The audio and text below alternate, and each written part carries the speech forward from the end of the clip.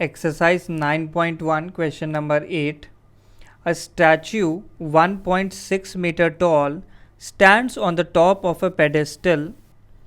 From a point on the ground, the angle of elevation of the top of the statue is 60 degree, and from the same point the angle of elevation of the top of the pedestal is 45 degree. Find the height of the pedestal. So हमें पहले हम लोग draw कर लेते हैं ground level. तो हमें एक स्टैचू गिवन है जो कि एक पेडेस्टल के ऊपर बना हुआ है. तो सबसे पहले हमने एक पेडेस्टल ड्रॉ कर लिया. सपोज ये हो गया एक पेडेस्टल. सो पेडेस्टल इसको हम मान लेते हैं, इसके टॉप को हम बोल देते हैं पॉइंट बी और बॉटम को हम बोल देते हैं पॉइंट सी. बी हो गया टॉप ऑफ पेडेस्टल और सी हो गया बॉटम ऑफ पेडेस्टल. तो इस पेडेस्टल के ऊपर एक स्टैचू बना हुआ है. सपोज हमने ऐसे रफली स्टैचू को एक लाइन से ही डिनोट कर दिया.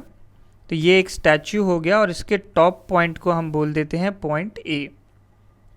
Next, from a point on the ground the angle of elevation of top of statue. So एक पॉइंट कंसीडर किया हमने ग्राउंड पे, पॉइंट डी. तो इसका angle of elevation top of the statue के साथ, तो टॉप ऑफ द स्टैचू के साथ पहले से हमने ज्वाइन कर दिया. तो ग्राउंड के साथ अब जो एंगल फॉर्म हो रहा है वो एंगल गिवन है हमें 60 डिग्री. हम इसे मार्क करेंगे. एक और इन्फॉर्मेशन पहले गिवन है, from the same point the angle of elevation of top of pedestal is 45 degree. तो टॉप ऑफ पेडेस्टल हो गया पॉइंट बी. तो पॉइंट बी से भी इसे हमने ज्वाइन किया. तो बी के साथ जो अब एंगल बन रहा है ये है 45 डिग्री. और टॉप ऑफ स्टैचू के साथ जो एंगल बन रहा है उसकी वैल्यू है 60 डिग्री.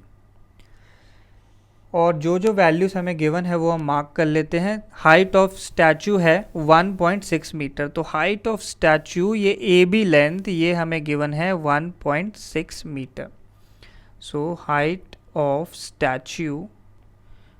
स्टैचू ये वैल्यू है ए बी लेंथ की इक्वल और ये गिवन है 1.6 metre.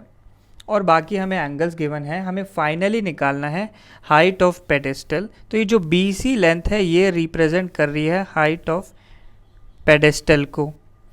So height of pedestal is equal to side B C. तो ये हमें आइडेंटिफाई करना है. तो दो ट्रायंगल्स फॉर्म हैं, हम उन्हें अलग अलग यूज़ करने वाले हैं.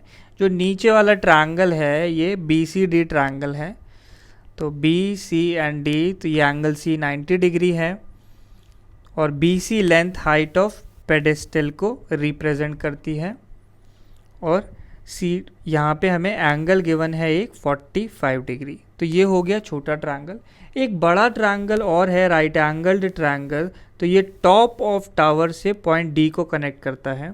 ये पॉइंट डी अपर पॉइंट हो गया पॉइंट ए और नीचे वाला पॉइंट तो सी ही होगा. तो ये ए सी डी ट्रायंगल और हमें गिवन है.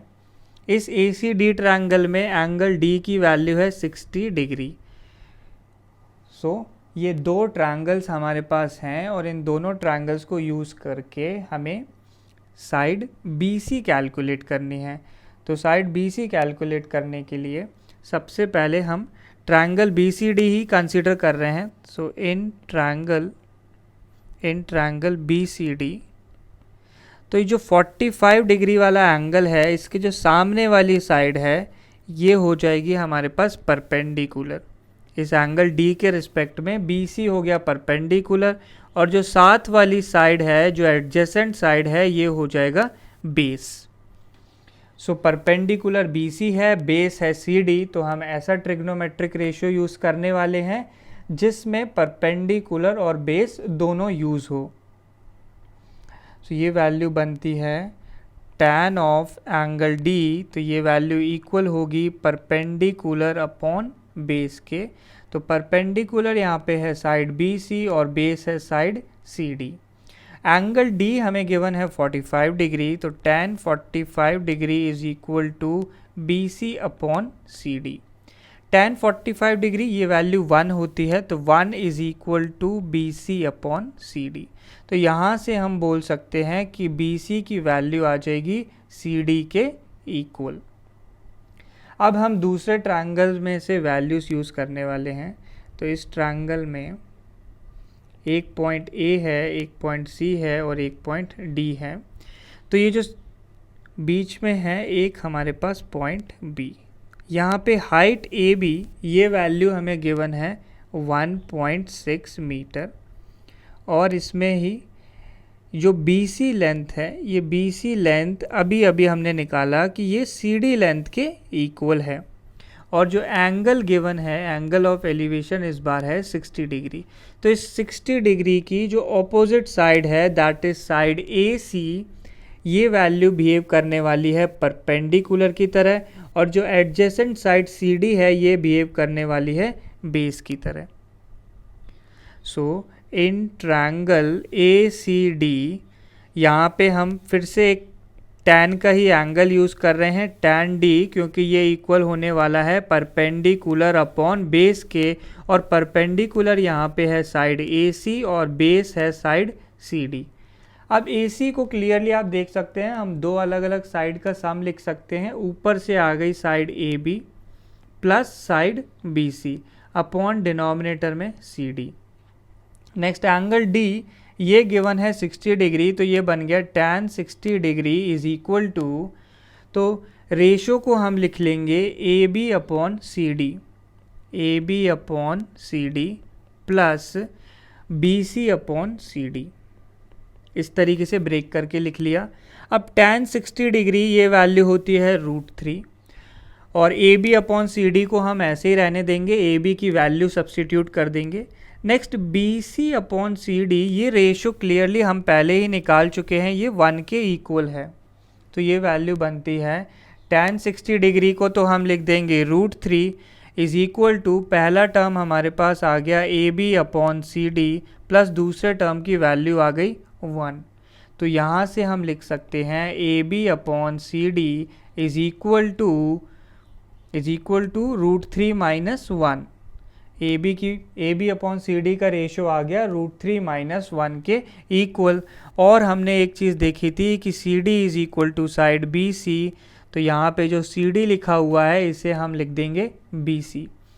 सो AB upon BC is equal to √3 minus of 1, और AB लेंथ ये क्वेश्चन में गिवन है 1.6 मीटर्स, तो ये बनता है 1.6 metres upon BC is equal to √3 minus 1। तो यहाँ हम करने वाले हैं क्रॉस मल्टीप्लाई, तो क्रॉस मल्टीप्लाई करके ये वैल्यू बनेगी BC इज इक्वल टू 1.6, और डिनोमिनेटर में वैल्यू आ जाएगी √3 माइनस 1। तो इसे हम सिंप्लीफाई करने के लिए रैशनलाइज करेंगे और √3 प्लस 1 अपॉन √3 प्लस 1 से मल्टीप्लाई कर देंगे। तो ये बनता है, न्यूमरेटर में टर्म आ गया 1.6 इंटू √3 प्लस 1, और डिनोमिनेटर में √3 माइनस 1 इंटू √3 प्लस 1 है, तो a minus B into A plus B, तो ये हो जाएगा a² माइनस ऑफ b²। तो ये बनता है √3 का स्क्वायर माइनस ऑफ 1 का स्क्वायर। सो यहाँ से BC लेंथ आ गई 1.6 इंटू √3 प्लस 1 अपॉन √3 का स्क्वायर होता है 3 माइनस ऑफ 1। तो ये वैल्यू बन जाएगी BC is equal to 1.6 into √3 plus 1 upon denominator में वैल्यू आ गई 2। अब 1.6 अपॉन 2 ये अगर हम करें तो बन जाएगा 0.8। तो आंसर BC की वैल्यू बन गई 0.8 इंटू √3 प्लस 1। तो हमें निकालना था finally height of pedestal. Height of pedestal था साइड BC के इक्वल, तो ये वैल्यू आ गई 0.8 इंटू √3 प्लस 1, और यूनिट आ जाएगी मीटर।